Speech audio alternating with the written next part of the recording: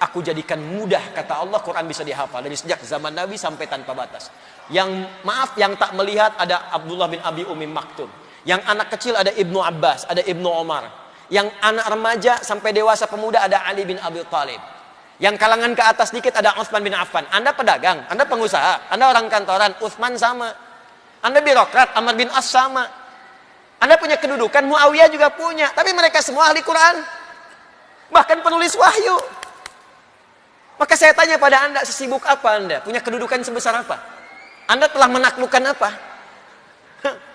Muawiyah itu presiden dulu, hafal Quran, penulis wahyu.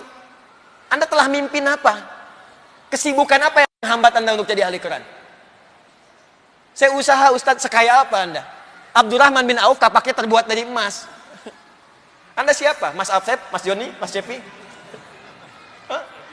Saya mau katakan bahwa Quran itu tanpa batas, Pak. Semudah-mudahnya. Mau pengusaha, maaf.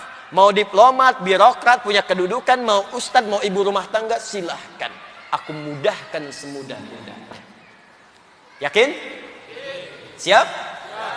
Nah, kalau sudah siap, kalau sudah komitmen, maka motivasi awalnya, kata Allah, mesti sesuai dengan tuntunan yang telah Allah tetapkan dalam Al-Quran. Jadi kalau Qurannya ingin jadi hudan, begini caranya. Karena nanti banyak orang menghafal Quran tapi nggak jadi hudan. Karena salah menghafal, Pak, Bu. Demi Allah saya katakan, tolong catat ini ya nasihat saya. Kalau Anda titipkan anak-anak Anda menghafal di tempat-tempat hafalan, termasuk di pesantren, tolong cek cara menghafalnya. Apakah jadi hudan atau tidak? Karena banyak sekarang orang yang hafal Quran, hafal surat-surat tertentu, tapi nggak jadi hudan dalam hidupnya. Penghafal Quran penipu, ada. Penghafal Quran preman, ada. Penghafal Quran pemalsu ayat, ada. Penghafal Quran tukang bolak-balik ayat, ada. Masa hafal kulhu semua agama sama? Berarti suratnya nggak menjadi hudan dalam dirinya. Jadi ada banyak orang sekarang menghafal Quran, cuman caranya keliru, nggak jadi hudan. Di penghafal Quran itu Allah tidak melihat berapa juz yang dia hafalkan sampai dia wafat, tapi melihat apakah Quran itu jadi petunjuk dalam hidupnya atau tidak. Ini yang dimaksudkan Quran surah 35 ayat 32. Dari sini kita mulai, kita masuk pada bagian yang ketiga tentang bagaimana merumuskan cara hafalan yang benar. Yuk, kita lihat dulu kualifikasinya. Nanti Anda petakan baik-baik. Saya punya waktu sekitar 30 menit lagi. Sudah? Thumma awrathna al-kitaba alladhina istafayna min ibadina. Kemudian kami wariskan Al-Quran itu kepada hamba-hamba terpilih.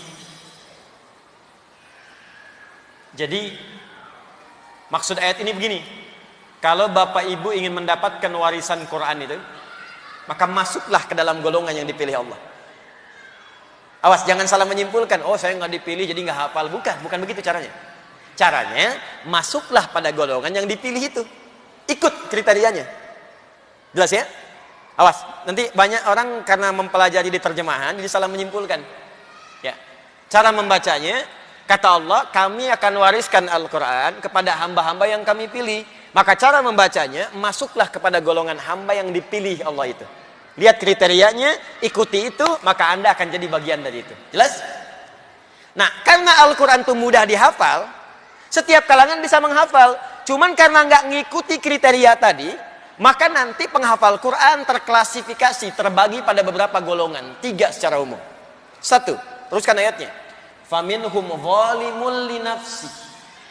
Ada penghafal Quran yang zalim pada dirinya. Zalim. Karena salah menghafal tadi.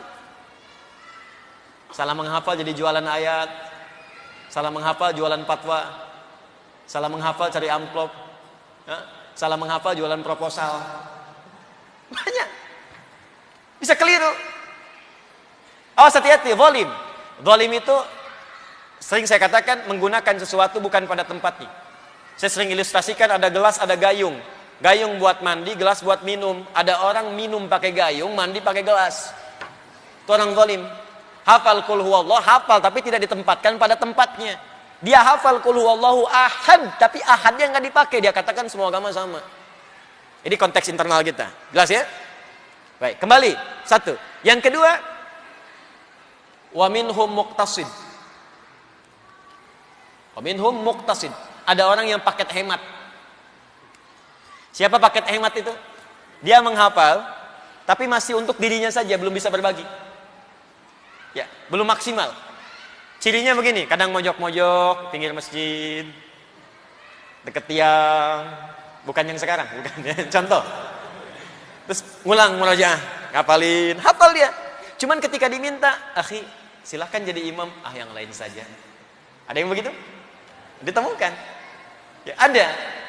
Akhwat misalnya kan, buka, padahal hafal. Cuman belum bisa berbagi.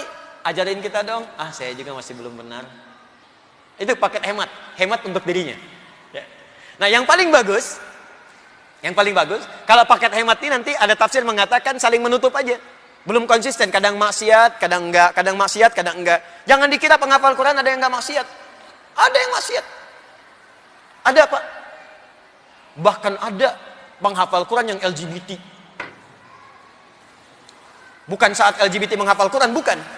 Saat menghafal, cara menghafal dia salah gaul, salah lihat, terjebaklah pada komunitas itu.